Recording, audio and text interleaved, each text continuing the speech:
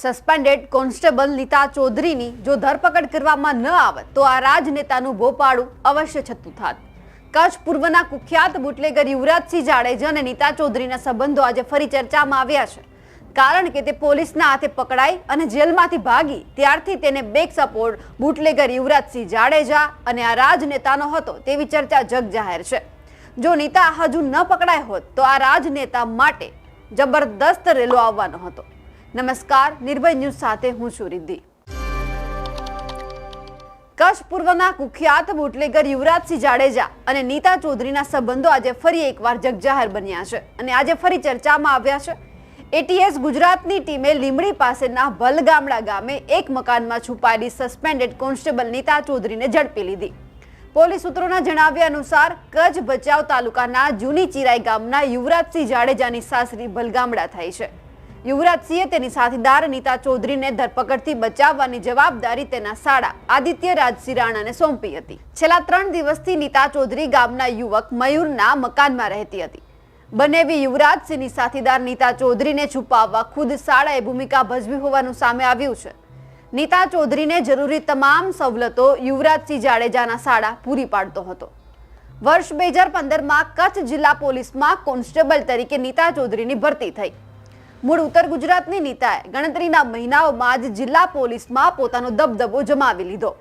કચ્છ પૂર્વના ગણ્યા ગણાય નહીં એટલા અધિકારીઓ નીતાના ઇશારે નાચતા હતા. ગુનેગારોના સંપર્કમાં આવેલી નીતાને બનાસકાંઠાના રાજનેતા સાથે સંપર્ક બાદ ભારે ગરબો થઈ ગયો. 3 વર્ષ અગાઉ આ જ રાજનેતાએ નીતા ચૌધરીને સીઆઈડી ક્રાઇમમાં બદલી કરાવી આપવામાં પણ મોટી ભૂમિકા નિભાવી.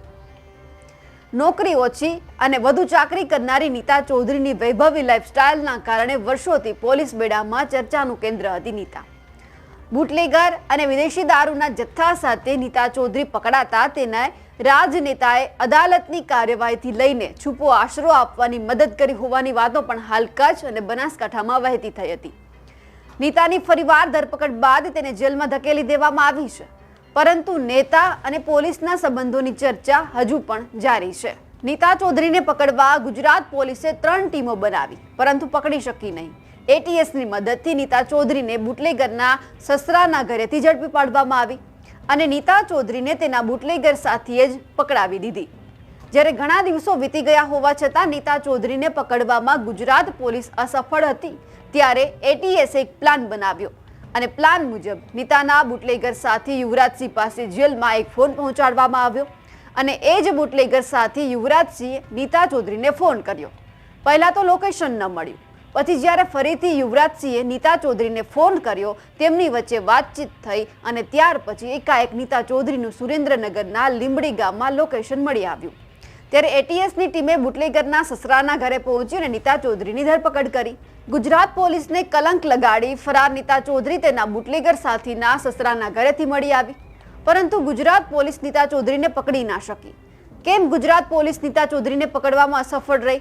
તે પોતે પોલીસ કર્મી હતી એટલા માટે ગુજરાત પોલીસે તેને ના પકડી કે પછી રાજનેતાના ઇશારે નથી પકડવામાં આવતી?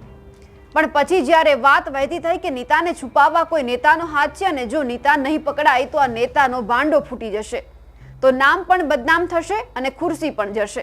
જેની બીકે અચાનક નીતાને પકડવા પ્લાન બનાવવામાં આવ્યો અને તે ઝડપાઈ ગઈ. આ સવાલ એટલા માટે ઊભો કરવામાં આવી રહ્યો છે કારણ કે નીતા ચૌધરીને ગુજરાત પોલીસે નહીં પરંતુ એટીએસે પકડી છે.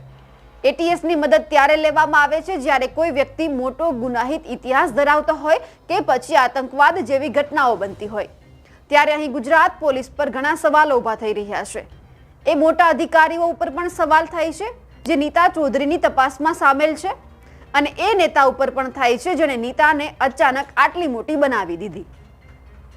અમારા અહેવાલ વિશે તમારું શું કહેવું છે કમેન્ટ કરીને ચોક્કસથી જણાવજો. સાથે જ નિર્ભય ન્યૂઝને લાઇક, શેર અને સબસ્ક્રાઇબ કરવાનું ભૂલશો નહીં. નમસ્કાર.